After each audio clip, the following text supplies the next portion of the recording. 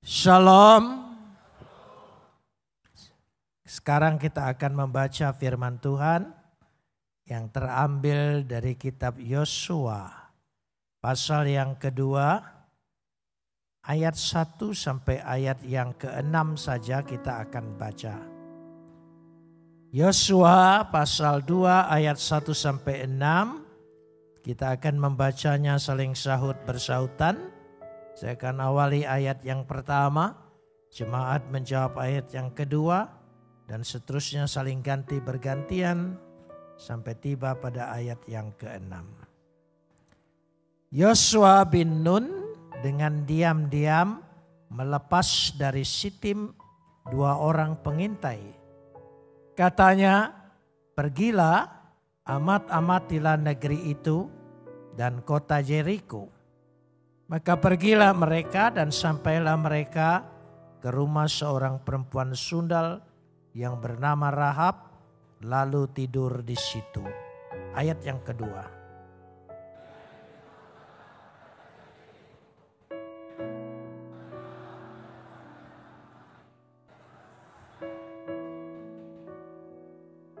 Maka Raja Yeriko menyuruh orang kepada Rahab mengatakan, bawalah keluar orang-orang yang datang kepadamu itu, yang telah masuk ke dalam rumahmu, sebab mereka datang untuk menyelidiki seluruh negeri ini.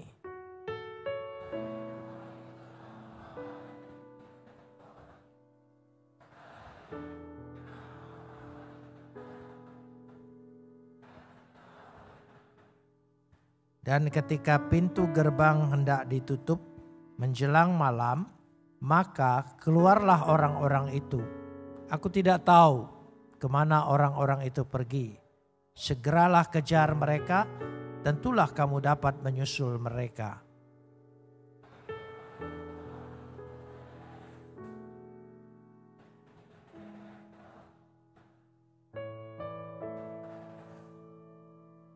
Kapot leha Adonai Elohenu kapot leha. Segala kemuliaan ya Adonai Tuhanku, kemuliaan bagimu.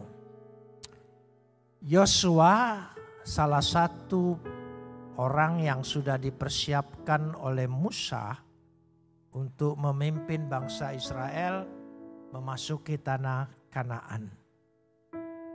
Secara kepemimpinan, organisasi dan pengalaman, Yosua sudah dididik oleh Musa. Karenanya ketika Yosua memimpin bangsa itu, maka pengalaman yang sama sebagaimana pada waktu itu dia pernah dikirim, yaitu untuk mengintai negeri itu. Dikatakan di sini ketika mereka sampai di Abel Sitim. Abel Sitim itu lembah Moab, yaitu dekat dengan sungai Yordan dan sangat dekat sekali dengan kota Jeriko. Dan mereka mengirimkan, Yosua sini mengirimkan 2 orang.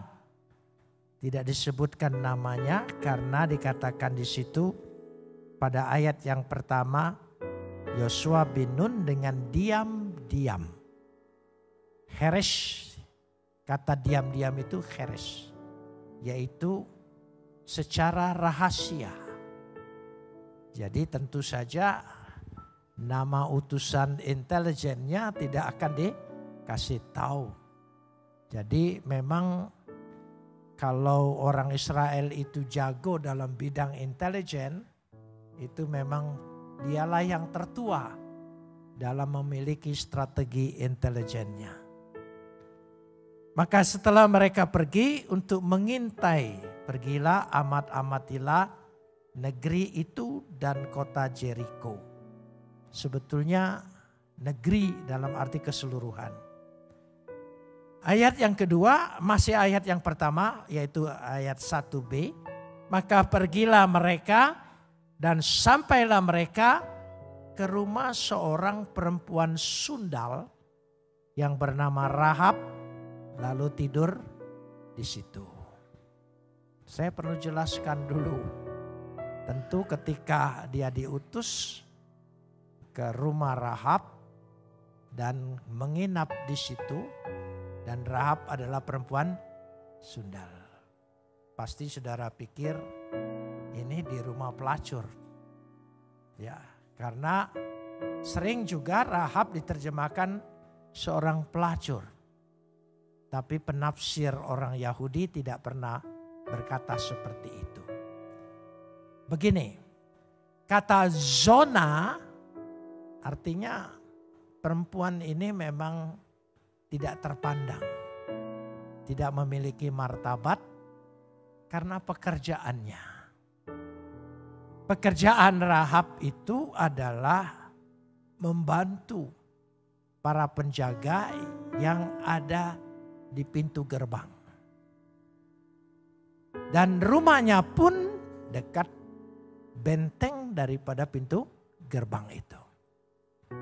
Jika ada orang yang terlambat ya masuk ke pintu gerbang, dan biasanya mereka menginap di rumah Rahab. Sehingga menurut pandangan masyarakat pada waktu itu kurang baik. Artinya wanita yang bergaul dengan siapa saja, menerima tamu dari mana saja, dan larut malam. Tradisi zamannya waktu itu wanita tidak baik. Saya kasih contoh. Ibu saya pendidikan Belanda tahun 50. Dia adalah school of sinner, penilik sekolah. Kalau pergi kerja dia pakai lipstik. Dari masyarakat Palembang waktu itu berkata, ibu saya kurang baik karena pakai lipstik. Tapi sekarang seluruh perempuan hampir semuanya pakai lipstik. Tidak ada yang berpikir dia kurang baik. Artinya memang zamannya seperti itu. Wanita seperti Rahab sekarang ini jadi polwan, jadi kowat, ya itu tidak apa-apa.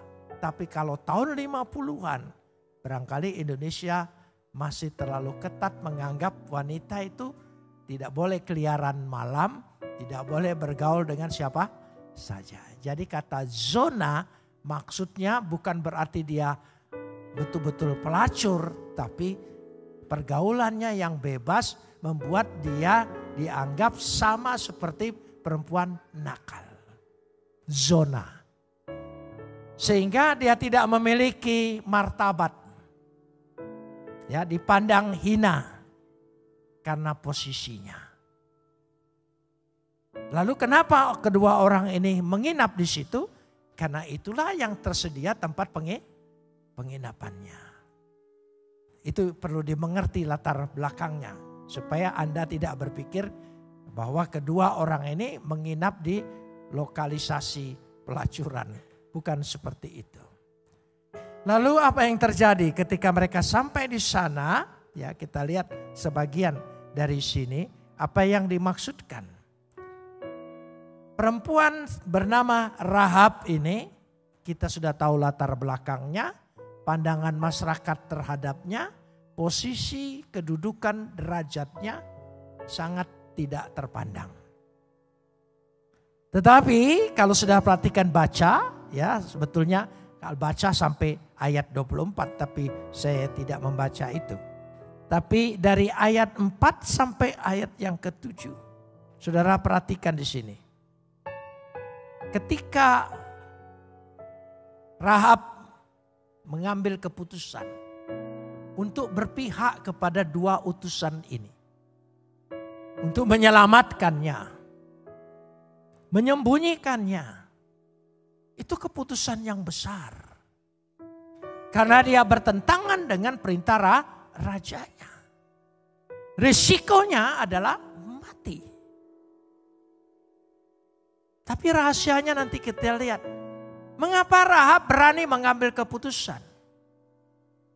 Karena dia lihat masa depannya. Dan bukan hanya lihat masa depannya. Dia melihat ada suatu pekerjaan yang besar sekali. Artinya hidup ini selalu diperhadapkan untuk mengambil keputusan. Kita harus berani ambil keputusan. Orang yang tidak berani mengambil keputusan adalah pecundang. Orang yang berani mengambil keputusan adalah pejuang. Sama halnya. Indonesia merdeka.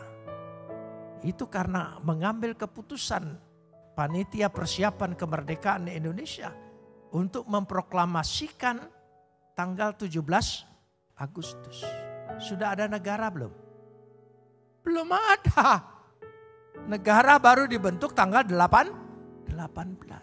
Tapi statement keputusan itu menentukan arah kita, masa depan kita.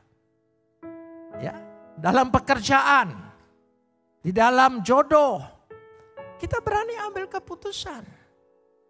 Karena itu sebelum mengambil keputusan, kita betul-betul perhitungkan.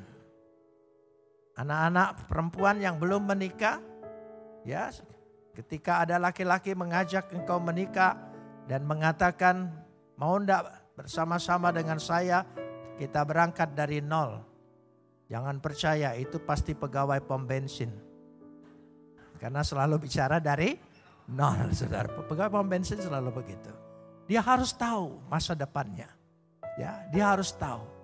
Dan Rahab tahu persis. Dan apa yang menyebabkan Rahab begitu berani sekali? Mari kita lihat bersama-sama di sini. Ayat yang ke-9.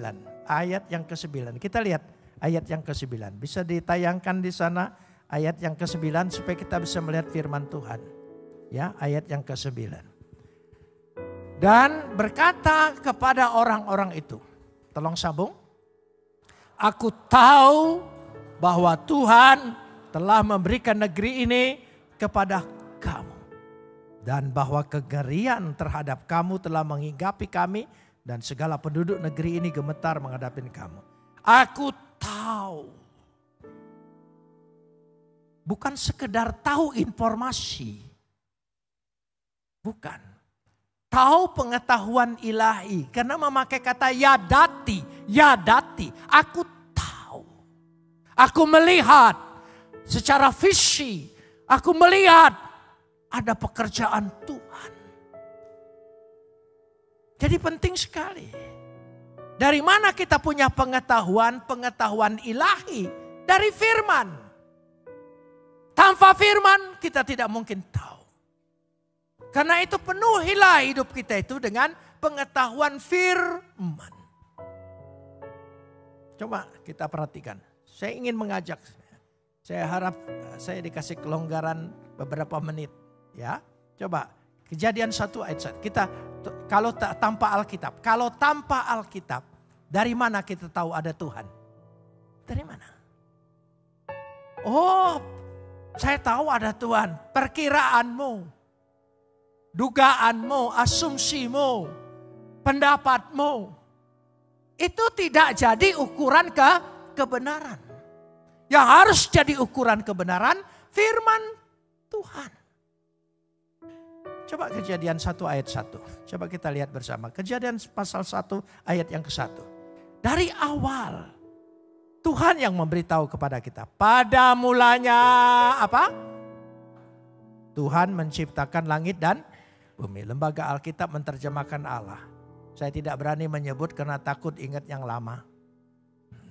Jadi pada mulanya Tuhan menciptakan langit dan bumi. Jadi Tuhan yang kasih tahu. Langit dan bumi ini aku yang mengadakannya. Aku yang menciptakannya. Bereshit bara Elohim. Et hasishamayim weha'etz aretz. Bereshit. Permulaan. Akulah yang memulai segala sesuatu. Kalau bukan aku, tidak ada yang bisa ada. Karena aku mengadakan segala yang ada. Amin. Dia mengadakan segala sesuatu. Bara itu mencipta, dari tidak ada menjadi ada. Kalau sudah ada, diciptakan, itu namanya kreatif, itu namanya iasa. Tapi bara, mencipta dari tidak ada menjadi ada. Jadi Tuhan itu, Dia mengadakan segala sesuatu. Langit dan bumi diciptakan sempurna. Apa Dia tidak sanggup mengadakan untuk kita semua? kebutuhan hidup kita. Langit dan bumi aja dia adakan, apalagi rezeki untuk kita. Dia pasti siapkan, dia pasti adakan. Katakan amin. Ya. Karena dia mengadakan segala yang ada. Sempurna langit dan bumi. Tapi tiba-tiba menjadi tidak sempurna. Perhatikan ayat yang kedua. Kejadian 1 ayat 2. Supaya kita tahu dari firman Tuhan. Kata Yadati tadi. Bumi belum berbentuk dan kosong. Gelap gulita menutupi samudra raya. Bumi. Sebetulnya bukan kata belum. Karena weha arets hayeta tohu wabohu. Wehose alfene tehom. Bumi menjadi tidak berbentuk dan kosong. Kegelapan wehose meliputi seluruhnya. Sehingga ciptaan Tuhan terganggu. Menjadi gelap gulita dan kosong. Menurut pengertian orang Yahudi dalam perjanjian lama. Itulah iblis diusir ke tengah-tengah dunia. Ketika iblis masuk, walaupun ciptaan Tuhan sempurna, menjadi rusak sama sekali. Itulah hidup kita. Kita mengawali rumah tangga selalu baik. Tidak ada yang tidak baik. Tapi iblis masuk. Rumah tanggamu menjadi gelap gulita. Kacau balau. Itu iblis. Kosong di sini. Nah, waktu bumi tidak berbentuk, gelap gulita, kosong. Berapa juta tahun? Tidak ada yang tahu. Karena belum ada matahari. Belum ada segala sesuatu. Jangan atur Tuhan menurut hitungan manusia. Karena Tuhan tidak punya kalender. Tuhan tidak punya almanak. Jadi walaupun dalam kejadian hari pertama, hari kedua. Jangan saudara pikir itu hari seperti hari kita. Bukan.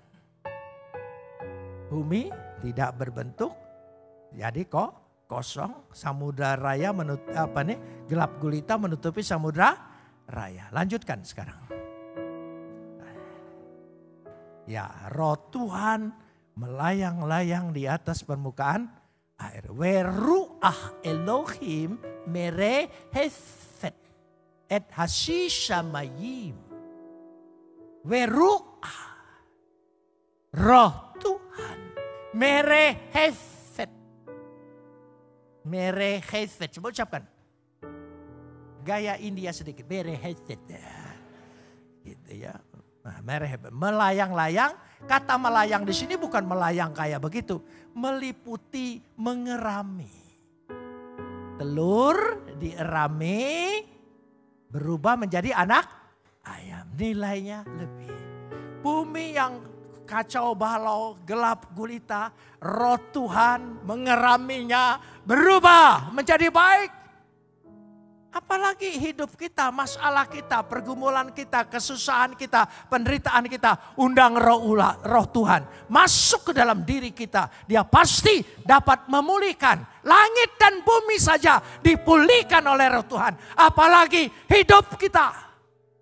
Dia pasti pulihkan. Beri kemuliaan bagi dia. Amin. Saudara imani dia pasti pulihkan? Pasti pulihkan. Undang roh Tuhan dalam hidupmu. Masuk dalam hidupmu. Dia akan pulihkan rumah tanggamu, pekerjaanmu, karirmu, usahamu, masa depanmu. Amin. Iya, dia akan pulihkan. Itu pekerjaan roh Tuhan. Lalu yang ketiga, ayat 3. Ayat yang ketiga. Berfirmanlah Tuhan. Jadilah terang, lalu terang itu jadi. Wayomer Elohim. Yehior wa yehior. Wayomer Elohim. Berfirmanlah Tuhan. Dari ayat 1, 2, 3. Ada berapa Tuhan?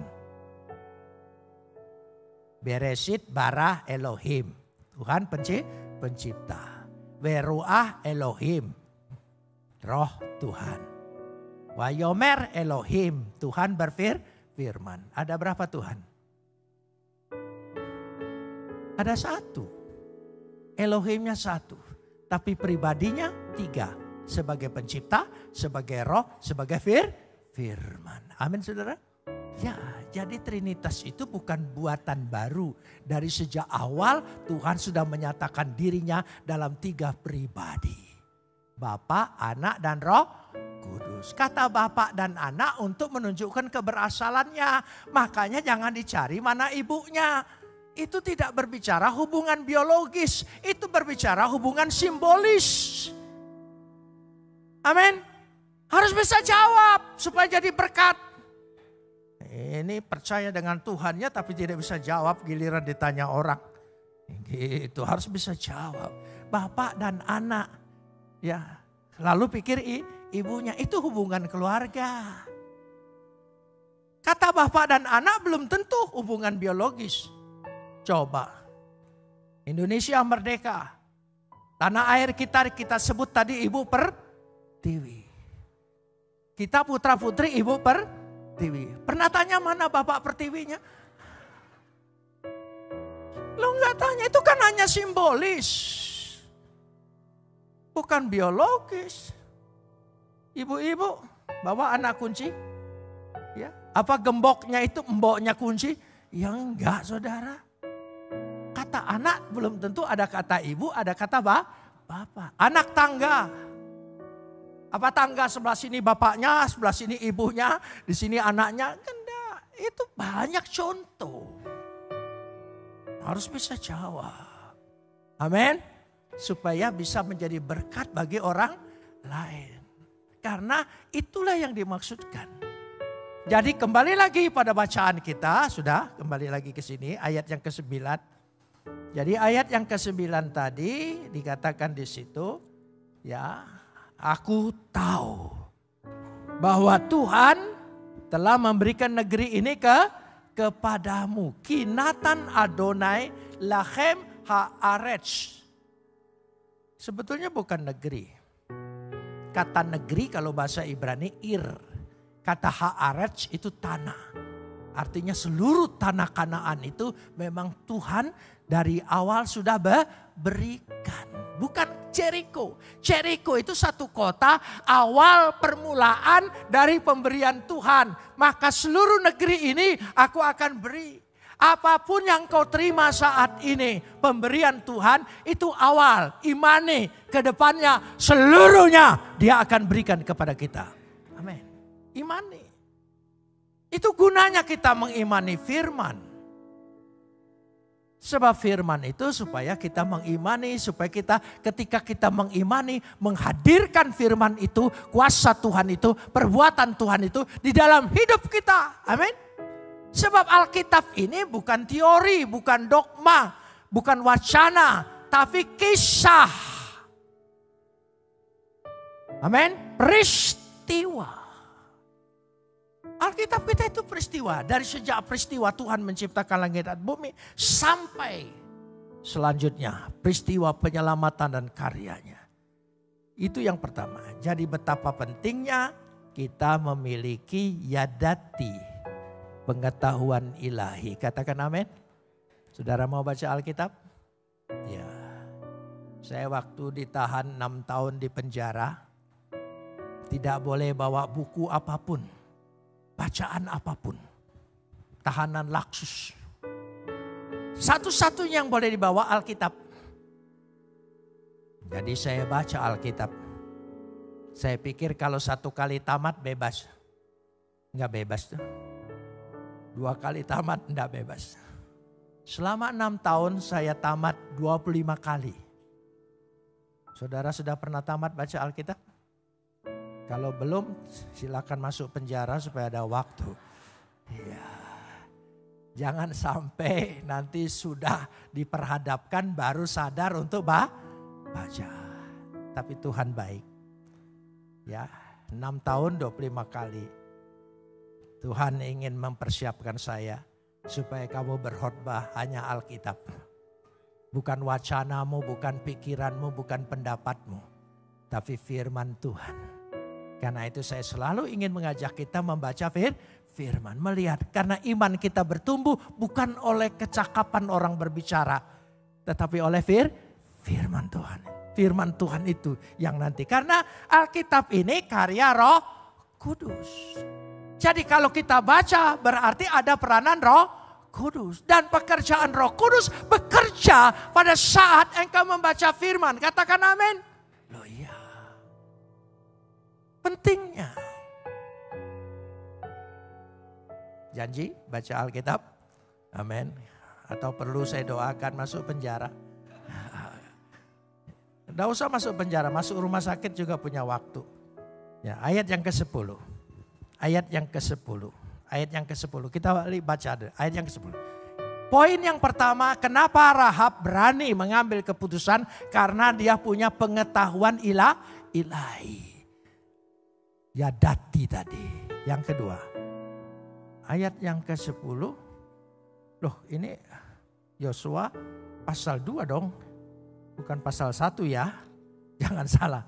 Yosua pasal 2 ayat yang ke-10. Nah, Yosua pasal 2 ayat yang ke-10. Sebab, tolong sambung. Bahwa Tuhan telah mengeringkan air laut Tiberia di depan kamu. Ketika kamu berjalan keluar dari Mesir.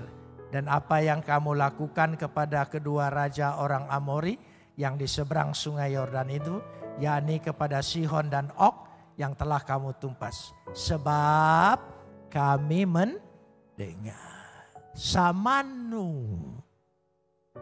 Saudara mendengar firman Tuhan? Mendengar sambil mengimani bahwa ada perbuatan-perbuatan Tuhan yang kau baca, yang kau lihat, yang kau dengar. Bukan sekedar dengar, masuk kuping kanan, keluar kuping kiri. Dengar, mantapkan di hati, imani dalam percaya. Samanu. Kami mendengar 2 poin ini. Dia mendengar bahwa Tuhan yang berbuat nih. Tuhan yang berbuat. Amin. Saudara percaya dalam Alkitab ini semua bercerita tentang perbuatan Tuhan? Imani, dia akan terjadi dalam dirimu. Dia akan membuat dalam dirimu. Katakan amin. Itu terjadi. Bahwa, tolong sambung. Lebih keras lagi. Bahwa, mengeringkan apa? Apa? Yang dikeringkan itu. Hufish, kering. Yang dikeringkan apa? Air laut. Bukan tambak, bukan kolam, bukan sungai. Sebesar apapun tantangan, rintangan yang menghalangi masa depanmu, hidupmu, percayalah Tuhan sanggup keringkan itu semua menjadi berjalan bagimu. Amin. Hufish kering, bukan becek. Tuhan kalau bekerja tidak tanggung. Dia sanggup. Mari kita imani. Kitab suci kita bukan hanya pedoman, peristiwa. Ada perbuatan Tuhan. Amin. Ada perbuatan. Saudara percaya perbuatan Tuhan masa lalu akan terjadi pada kitab siang hari ini. Dia akan sanggup mengeringkan apapun tantangan, rintangan menghalangi hidupmu. Katakan dia akan mengeringkan itu semua. Fish. Dia akan keringkan. Saudara mengimani? Karena Rahab melihat itu. Ya. Karena dia melihat itu semuanya.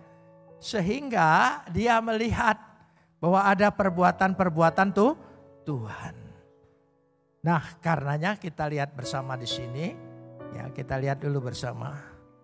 Sebab pengakuannya jelas sekali. Ya ayat yang ke-10.